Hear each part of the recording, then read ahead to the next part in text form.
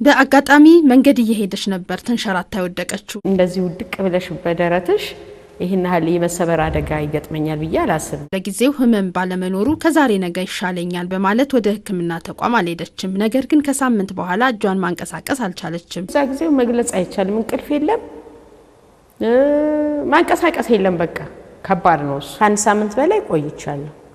መመርኮዝም እንደዚህ ማለት የሆነ ነገር ማንሳት ምናምን ሲከብደኝ በቃ እዚህ ጋር ያለ ችግር እንዳለብኝ ራሴ እንዲሁ ስለተረዳሁኝ ነው ወደ ሕክምና ለመምጣት የሞከሩ። ከጎረቤቶቻቸው ወደ ወጌሻ እንሂድ የሚል ሀሳብ ቢመጣም ሕክምናው ይሻላል በሚል ውሳኔ ወደዚህ በመምጣታቸው እፎይታን አግኝተዋል። መጥቼም እዚህ ጥቁር አንበሳ ወዲያው ጥሩ ነገር ተደርጎልኝ ስብራት እንዳለ በኤክስሬ ተረጋገጠ።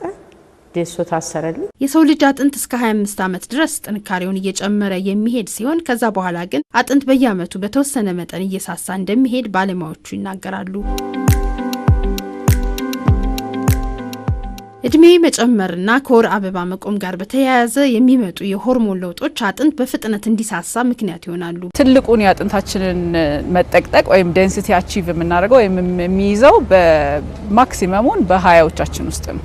በ25 ዓመታችን ጀምሮ ከዛ በኋላ ወደ እየሳሳ ነው የሚመጣው ማለት ነው። እየጨመረ አይሄድም።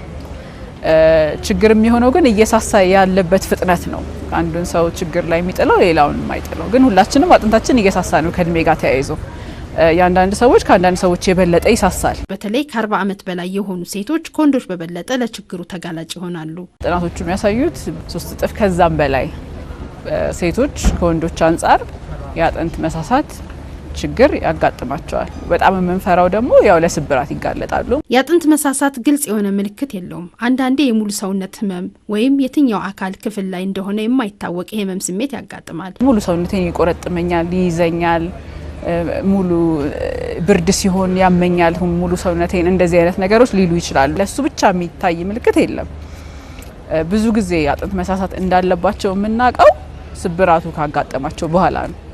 ተሰብረው ሲመጡና ኤክስሬይ ስናነሳቸው የዛኔ በደንብ ያስታውቃል አጥንቱ እንደሳሳ ማለት ነው። ችግሩ አንዳንድ ጊዜ በወጣቶች ላይም ያጋጥማል። ስለሆነም መጠጥንና ማጨስን ማስወገድ እንዲሁም አመጋገብን በማስተካከል መከላከል ይቻላል። ምግባችን ላይ ለምሳሌ የምናረጋቸው ምርጫዎች ካርቦኔትድ ድሪንክስ የምንላቸው ነገሮች እንደ ለስላሳ መጠጦች ማለት ነው። ለስላሳ መጠጦች ሆነው ካርቦኔትድ የሆኑት መጠጦች ለዚህ ያጋልጣሉ። ቀድሞ ስብራት ሳያጋጥም በመመርመር የአጥንትን ጥንካሬ ማወቅ እንደሚቻልና ስብራቱን ከተከሰተ ወደ ሕክምና ተቋማት እንዲመጡ የሕክምና ባለሙያዎች ይመክራሉ።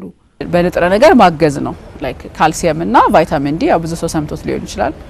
ለአጥንታችን መጠንከር ስለሚያስፈልጉ በእነሱ ማገዝ ነው አንደኛው። ሁለተኛው ሌላው ሕክምና ደግሞ እኛ የምንሰጠው የአጥንት መሳሳቱ እንዳይቀጥል የሚያደርጉ ባለበት እንዲቆም እንዲቀንስ የሚያደርጉ መድኃኒቶች አሉ። ቢስፎስፎኔትስ ይባላሉ። በሰፊው እንሰጣቸዋለን። ሳይታወቅ ብዙ ትኩረት የማይሰጠው የአጥንት መሳሳት ከፍ ያለ ደረጃ ሳይደርስ ቢያንስ በአመት አንድ ጊዜ ምርመራ በማድረግ መዳን ይቻላል የባለሙያዎች ምክር ነው። 50 እድሜ ያለፋቸው ወይም ደግሞ የወር አበባቸው የቆመ ሴቶች በአመት ወይ በ2 አመት የአጥንታቸው ያለበትን ደረጃ በዴክሳ ስካን ምርመራ ቢያደርጉ ያለበትን ሁኔታ አውቀው ቀድሞ መድኃኒት መውሰድ ይችላሉ።